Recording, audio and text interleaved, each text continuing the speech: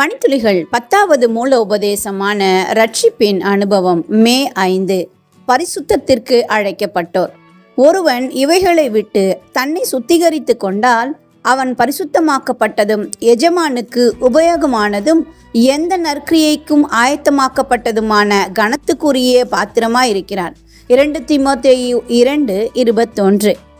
காட்டுப்பன்றி என்று யாராவது உங்களை சொன்னால் பெருமையாக இருக்குமா?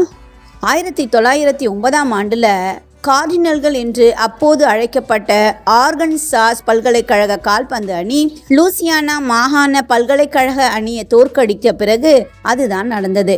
பயிற்சியாளர் ஹியூகோ பெஸ்டெக் தனது வீரர்களை கூர்முதுகு பன்றி கூட்டம் என்று அழைத்தார். ஒரு வருடத்திற்குள் மாணவர்கள் சங்கமானது தங்கள் அணியின் அதிகாரப்பூர்வ சின்னத்தை கூர்முதுகு பன்றியாக மாற்ற வாக்களித்தது. கூர்முதுகு பன்றிகள் சாதாரண பன்றிகள் கிடையாது. அவை முரட்டுத்தனமானவை. ஆனால் அவற்றின் அச்சமின்மையும் பிடிவாத குணமும் கால்பந்து அணியின் புனைப்பெயருக்கு உத்வேகம் அளித்தது. 1960களிலிருந்து துடிப்பான கூர்முதுகு பன்றி அணியினர் பல்கலைக்கழக போட்டிகளில் களமிறங்கினார்கள். இன்று ரஷ்ய காட்டுப்பன்றி சின்னம் பயன்படுத்தப்படுகிறது. கிறிஸ்தவர்களும் பிடிவாதமான ஒரு வாழ்க்கை வாழ அழைக்கப்பட்டுள்ளார்கள். ஆனால் காட்டுப்பன்றிகள் போல அல்ல, மாறாக கிறிஸ்துவின் தன்மையோடு வாழ அழைக்கப்படுறாங்க. தேவன் நம்ம அசுத்தத்திற்கல்ல பரிசுத்தத்துக்கே அழைத்திருக்கிறார் என்று 1 தெசலோனிக்கேயர் 4:7 வாசிக்கலாம்.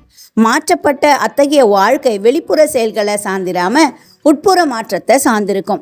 நீங்கள் அவருடைய ஆவியினாலே உள்ளான மனுஷனில் வல்லமையாய் பலப்படவும் விசுவாசத்தினாலே கிறிஸ்து உங்கள் இருதயங்களில் வாசமாயிருக்கவும் நீங்கள் அன்பிலே வேரூன்றி நிலை பெற்றவர்களாகவும் தேவன் அனுகிரகம் பண்ண வேண்டும் என்று எபேசியர் 3:16-17 பவுல் ஜெபித்தார்.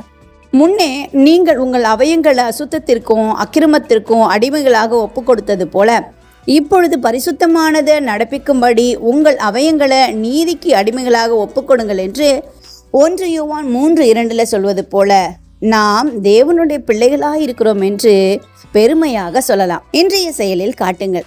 தேவன் தம் மக்களை அழைக்க பயன்படுத்துகிற வார்த்தைகளாகிய ஆலயம், பிரியமானவர்கள், மணவாட்டி, குமாரன், குமாரத்தி போன்ற சொற்களை பற்றி யோசியுங்க.